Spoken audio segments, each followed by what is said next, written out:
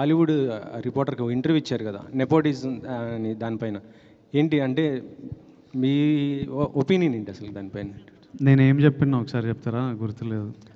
అంటే ఏదన్నా డిసిషన్ తీసుకోవాలంటే వాళ్ళకి ఫాదరు లేకపోతే దాని వెనకాల ఎవరన్నా ఒకరు ఉండి దాన్ని ఇది ఒక 6 నెలలు దాన్ని ఒక స్టోరీ ఎవరైనా చేయాలంటే దాన్ని రీక్రియేట్ రాయటం ఇదంతా చేయడానికి దానికి ఎవరో ఒకరు సపోర్ట్ ఉండాలి. లేకపోతే దాన్ని నేను ఎవరో ఒకరు బ్యాక్గ్రౌండ్ ఉంటుంటారు, నాది అట్లా కాదు నాకు నేనే చేసుకోవాలి, నా వెనకాల ఎవరు లేరు అని. కాకపోతే సోషల్ మీడియాలో ఇదేమో నెపోటిజం దీనిపైన ఇలానే వచ్చింది మొత్తం కూడా. ఇప్పుడు మీరు మీ ఫాదర్ జర్నలిస్టా ఆర్ మీరే ఫస్టా? నేనే ఫస్ట్. ఇప్పుడు నాకు కొడుకు వచ్చి వాడు యాక్టర్ అవుదాం అనుకున్నప్పుడు వానికి నా ఎక్స్పీరియన్స్ అంతా వానికి వస్తుంది. అది వాని అదృష్టం, వాని తప్పు కాదు.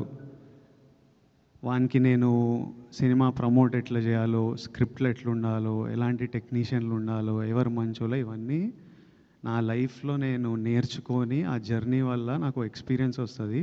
అది నా చుట్టూ ఉన్న వాళ్ళకి, నా కొడుకు వాడు యాక్టర్ అయితే వానికి పనికి వస్తుంది. అది వాని అదృష్టం. ఆ అదృష్టం నాకు లేకుండే. So what I'm saying was that I had to figure. నేను నేర్చుకోవాల్సి వచ్చేది అన్నీ ఒక తప్పులు చేసుకుంటూ ఎక్స్పీరియన్స్ అవుతూ ఓ ఇట్లా చేయవచ్చా, ఓ ఇట్లా చేయాలా అని చూసుకుంటూ నేర్చుకోవాలి. అది ఏ ఫీల్డ్ అయినా, నేను యాక్టర్ల గురించి కాదు, లైఫ్ ప్రపంచంలో డాక్టర్ కొడుకులు వాళ్ళకి ఎగ్జాక్ట్లీ ఏ స్ట్రీమ్ తీసుకోవాలి, ఎవరి దగ్గర వెళ్ళాలి, ఏ హాస్పిటల్లో ఎక్కడ సీట్ దొరుకుతుంది, ఏ కోర్స్ చూస్ చేయాలి, అన్నీ తెలుస్తాయి. ఎడ్యుకేటెడ్ పేరెంట్స్ ఉంటే అదొక వాళ్ళకు. ఇప్పుడు జర్నలిస్ట్, మీ కిడ్స్ జర్నలిస్ట్ అవ్వాలంటే ఎగ్జాక్ట్లీ మీరు గైడెన్స్ ఇవ్వగలుగుతారు.